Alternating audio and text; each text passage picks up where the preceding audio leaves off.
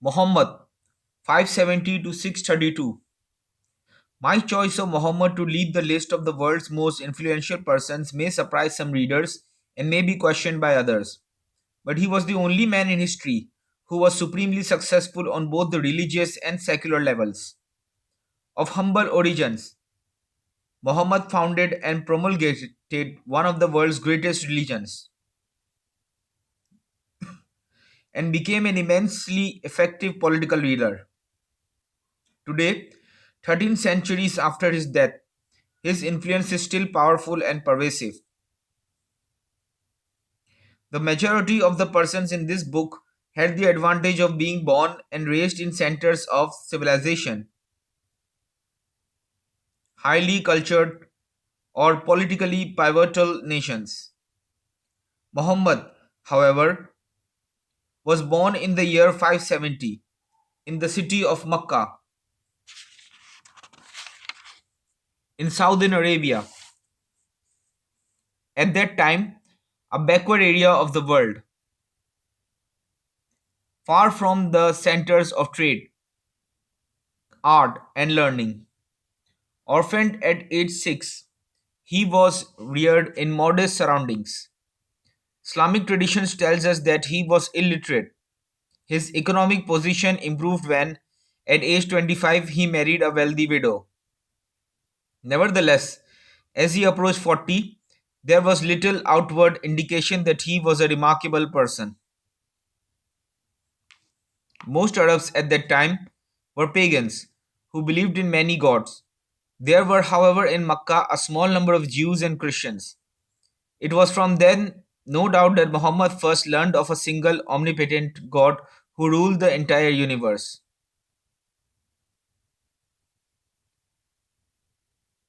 When he was 40 years old, Muhammad became convinced that this one true God, Allah, was speaking to him and had chosen him to spread the true faith.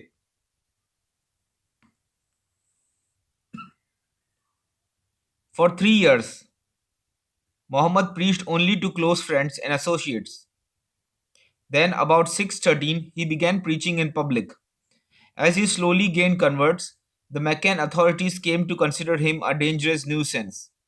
In 622, fearing for his safety, Muhammad fled to Medina, a city some 200 miles north of Mecca, where he had been offered a position of considerable political power. This flight, called the Hijrah, was the turning point of the Prophet's life. In Makkah, he had had few followers. In Medina, he had many more, and he soon acquired an influence that made him a virtual dictator. During the next few years, while Muhammad's following grew rapidly, a series of battles were fought between Medina and Makkah.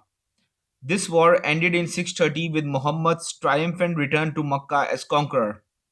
The remaining 2.5 years of his life witnessed the rapid conversion of the Arab tribes to the new religion.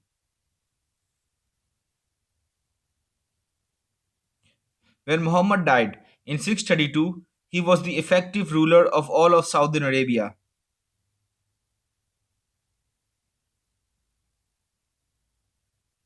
The Bedouin tribesmen of Arabia had a reputation as fierce warriors, but their number was small and plagued by disunity and internecine warfare.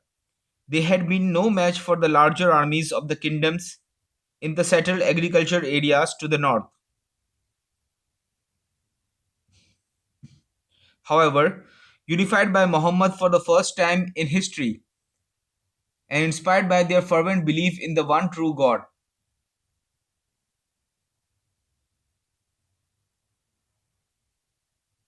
these small Arab armies now embarked upon one of the most astonishing series of conquests in human history.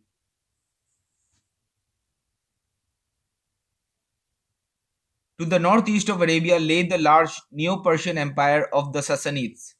To the northwest lay the Byzantine or Eastern Europe Roman Empire, centered in Constantinople.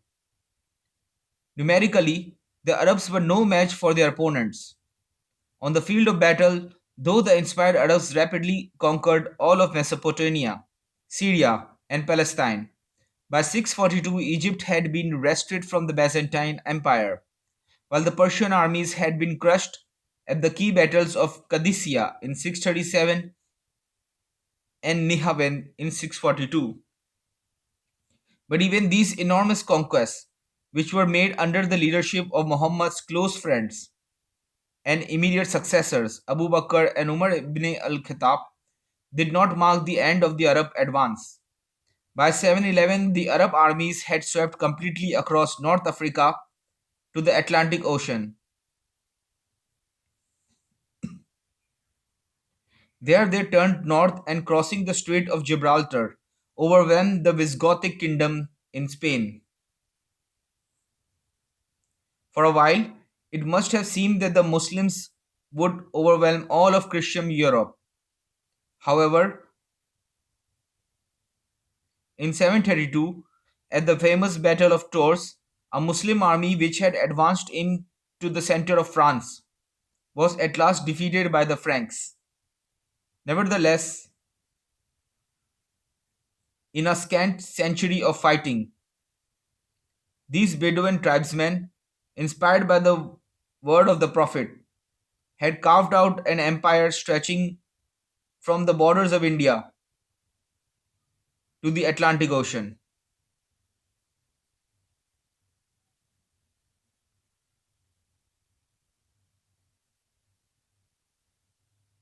The largest empire that the world had ever seen.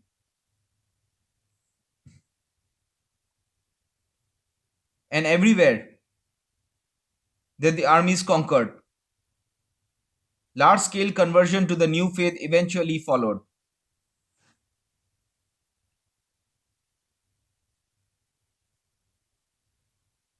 Now, not all of these conquests proved permanent. The Persians, though they have remained faithful to the religion of the Prophet, have since regained their independence from the Arabs. And in Spain, more than 7 centuries of warfare finally resulted in the Christians reconquering the entire peninsula.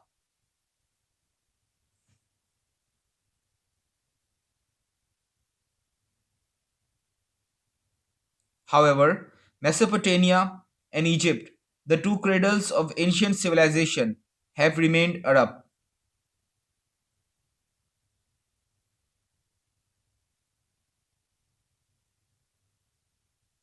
As has the entire coast of North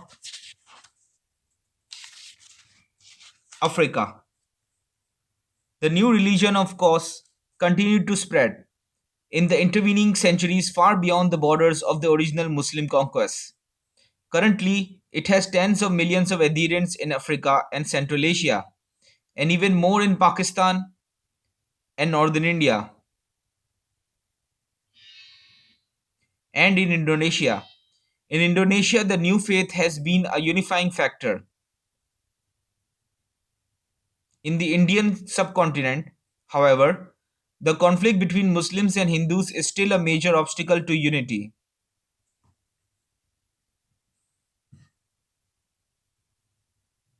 How, then, is one to assess the overall impact of Muhammad on human history? Like all religions, Islam exerts an enormous influence upon the lives of its followers. It is for this reason that the founders of the world's greatest religions all figure prominently in this book.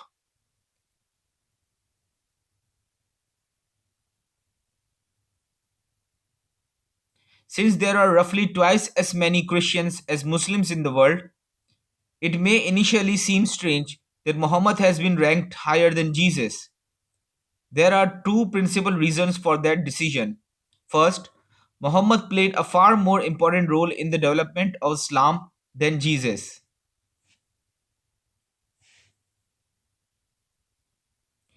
did in the development of Christianity. Although Jesus was responsible for the main ethical and moral precepts of Christianity, insofar as these differed from Judaism, Saint Paul was the main developer of Christian theology, its principal proselytizer, and the author of a large portion of the New Testament. Muhammad, however, was responsible for both the theology of Islam and its main ethical and moral principles.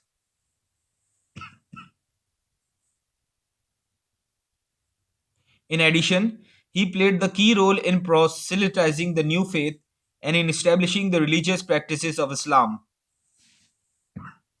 Moreover, he is the author of the Muslim holy scriptures, the Quran, a collection of certain of Muhammad's insights that he believed had been directly revealed to him by Allah.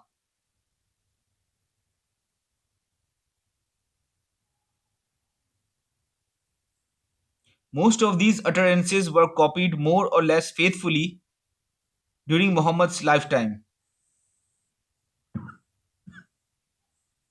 and were collected together in authoritative form not long after his death.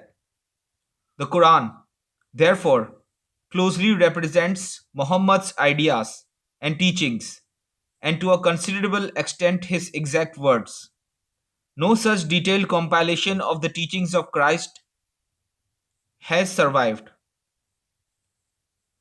Since the Quran is at least as important to Muslims as the Bible is to Christians,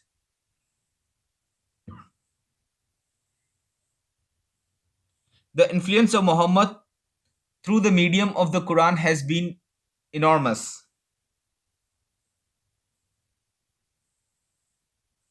It is probable that the relative influence of Muhammad on Islam has been larger than the combined influence of Jesus Christ and St. Paul on Christianity. On the purely religious level, then, it seems likely that Muhammad has been as influential in human history as Jesus. Furthermore, Muhammad, unlike Jesus, was a secular as well as a religious leader. In fact, as the driving force behind the Arab conquest, he may well rank as the most influential political leader of all time.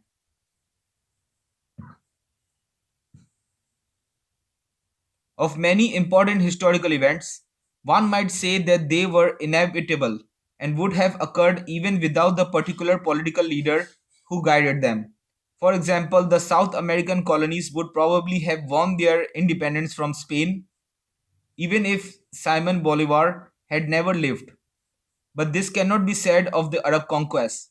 Nothing similar had occurred before Muhammad, and there is no reason to believe that the conquest would have been achieved without him.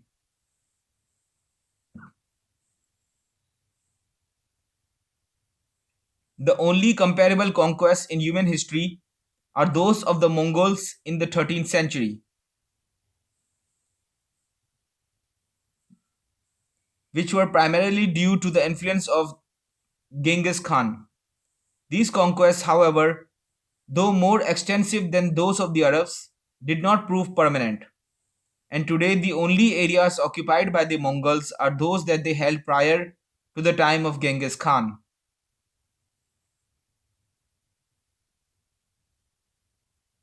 It is far different with the conquest of the Arabs. From Iraq to Morocco, these extends a whole chain of Arab nations united not merely by their faith in Islam, but also by their Arabic language, history, and culture. The centrality of the Quran in the Muslim religion and the fact that it is written in Arabic have probably prevented the Arab language from breaking up into mutually unintelligible dialects, which might otherwise have occurred in the intervening 13 centuries. Differences and divisions between these Arab states exist, of course, and they are considerable, but the partial disunity should not blind us to the important elements of unity that have continued to exist. For instance, neither Iran nor Indonesia, both oil producing states and both Islamic in religion, joined in the oil embargo of the winter of 73-74. It is no coincidence that all of the Arab states, and only the Arab states, participated in the embargo. We see then that the Arab conquest of the 7th century have continued to play an important role in human history.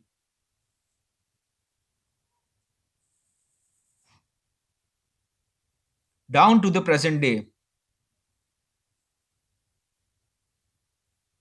it is this unparalleled combination of secular and religious influence which I feel entitles Muhammad to be considered the most influential single figure in human history.